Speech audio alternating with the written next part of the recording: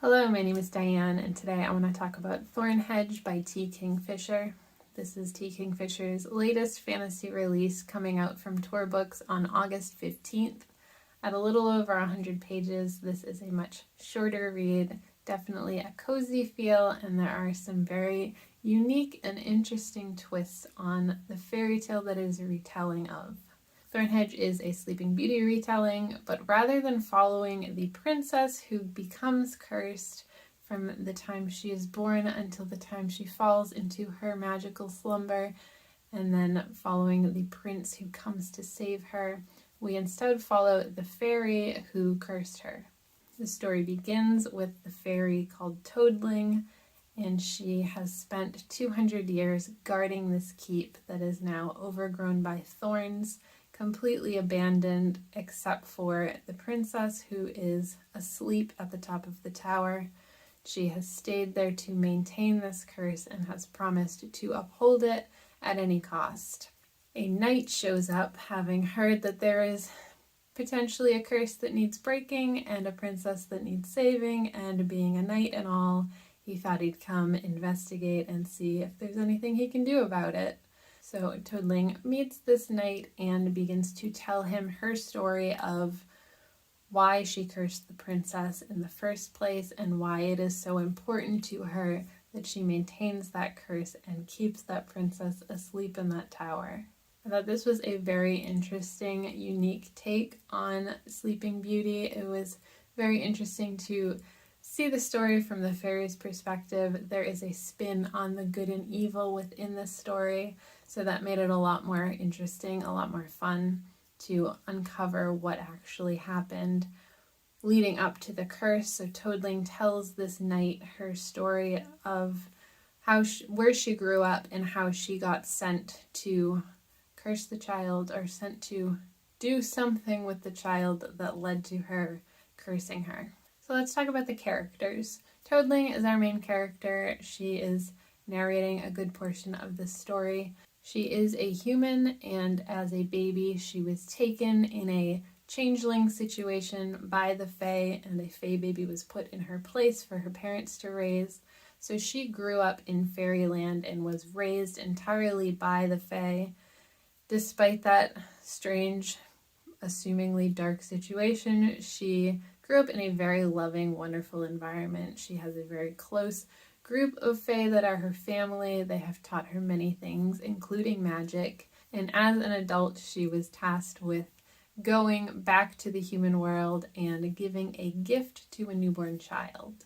Things with fairies, however, are rarely so simple.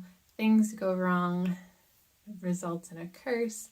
She has been maintaining this curse for 200 years because she just really wants to do a good job. So Toadling has grown up in this very loving, safe environment.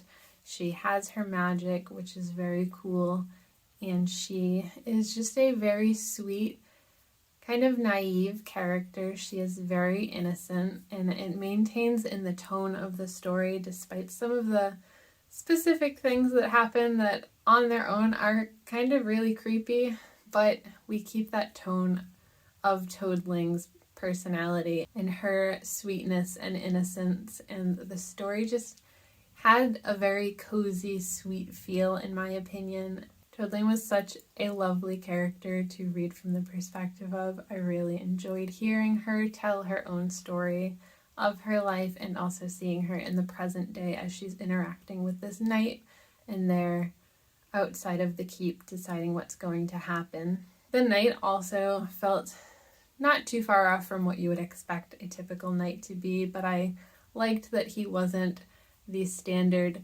dashing, very manly, heroic knight. He was a little more normal. He was just an ordinary guy who happened to be a knight. At least that's how he felt.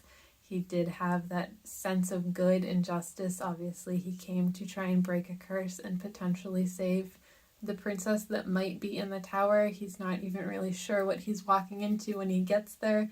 Just seems like the knightly thing to do.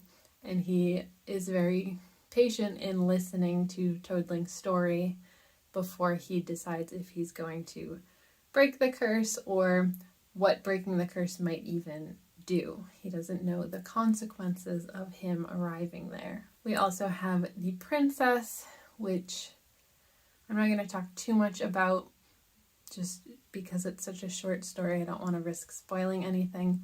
But we get to learn about her and her personality as things unfold, and why Toadling was sent to this princess in the first place, and how things led up to the curse happening. As far as the world goes, we don't really see very much of it in the human world. We really only see the keep, and we don't explore a lot of it. It's not really built up. It's a keep. It's kind of a pretty simple setting, and we don't really stray outside of that.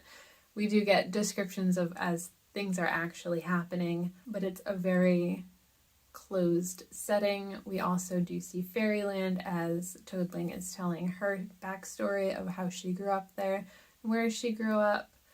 So the world I thought was very cool, especially the fae side of things. I think it was a very interesting depiction of a fae setting and where the fairies live. They live mostly in the water, which brings me to Toadling's magic. I loved the magic in this. I thought it was such a cool description of the way magic works. So for Toadling specifically, I'm sure the magic, if we were to go further into this world of fae, would vary from fae to fae. But with Toadling specifically, she grew up in a water environment. I mean, she's called Toadling. So her source of magical power comes from water. That's where she draws all of her magical energy from. That's how she's able to cast magic. And the way that it's described within the story, you can't see the magic. An ordinary person looking at it can't just see the magic swirling around in the air or anything like that, but it's described as if it is this tangible thing. And the way that Toadling is manipulating it and channeling it, it does come from a tangible physical thing, the water.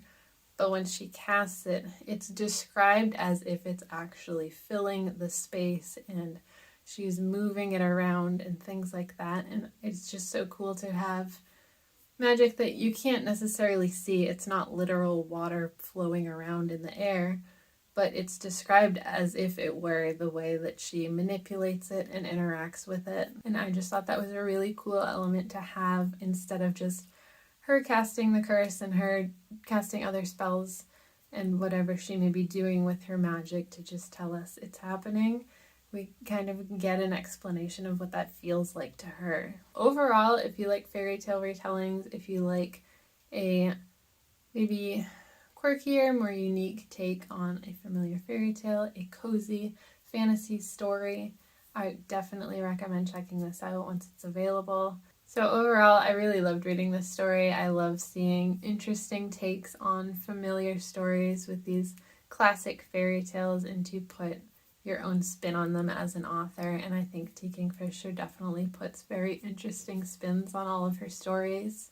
I'm very interested to hear what everyone thinks about this once it comes out. So if you've read it, when you read it, I'd definitely love to hear what you think about it, if you enjoyed it. I could definitely talk more about this, but again, I don't want to spoil anything. So that's all for me today. Thanks for hanging out with me. I'll see you next time. Bye.